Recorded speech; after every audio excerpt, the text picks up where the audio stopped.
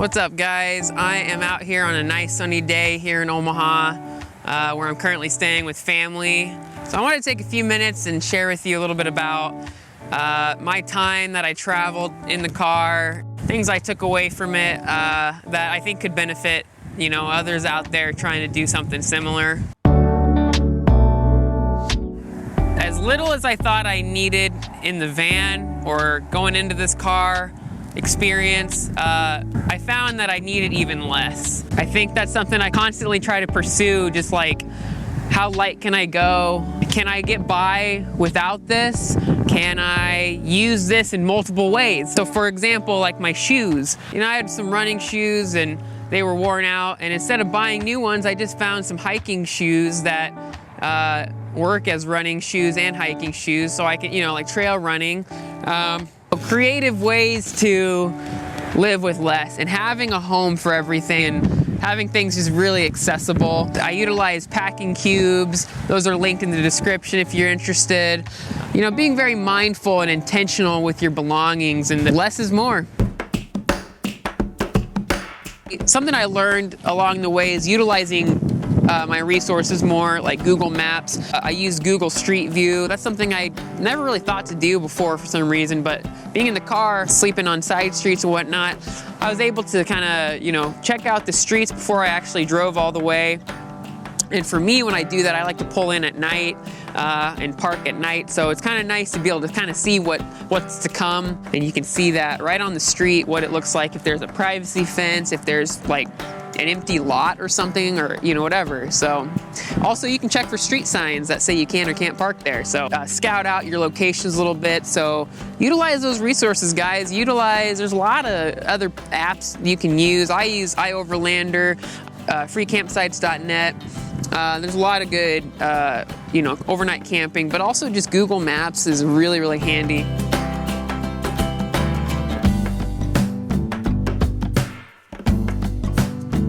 Something I want to improve on in the future is sticking to a budget, keeping track of my spending more, including especially gas, and knowing what I'm spending each month. And something I've used before is Gas Buddy, the app or the website Gas Buddy. You can actually kind of map your route and see kind of what you're going to spend if you're doing like a long road trip, or if you're just like, what is gas like in this state or in this town. You could actually find gas stations and what the prices are around the country. But once I start, I will track all my spending, and that's something I definitely want to share with you guys as well. But I just haven't done it yet, so I can't really talk too much about that. But something I want to let you know that I'm already starting to be mindful of is just kind of being more intentional with what I spend my money on, and where, how much I have left, and just really be strict on myself. And, I have this much money for gas this month, and plan my travels around that.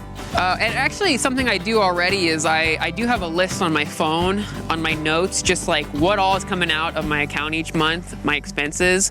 And that way I can just see like everything I have, and I'm trying to, I'll go back to it every once in a while and be like, do I need this?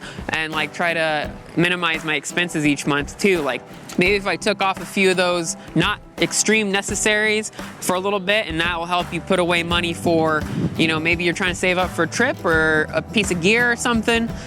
Maybe take a few months of Netflix out, and then there's some money for you right there.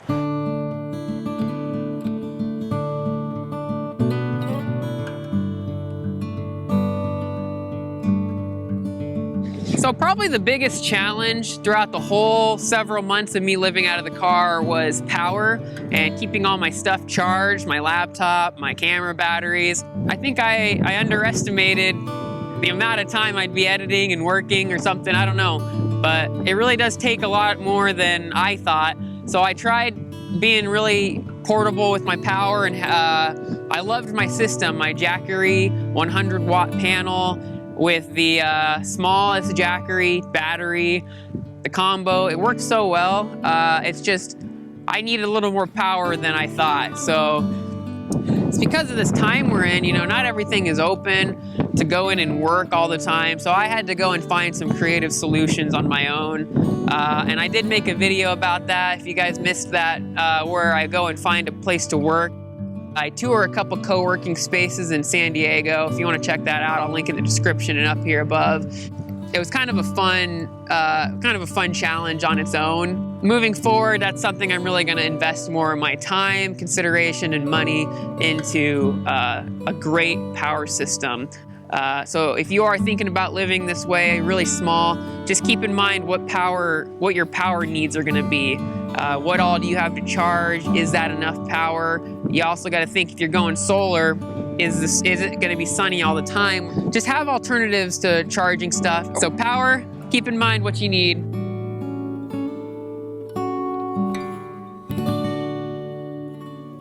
One of the best perks to me about living nomadically is just the freedom you have to pick and choose where you want to be.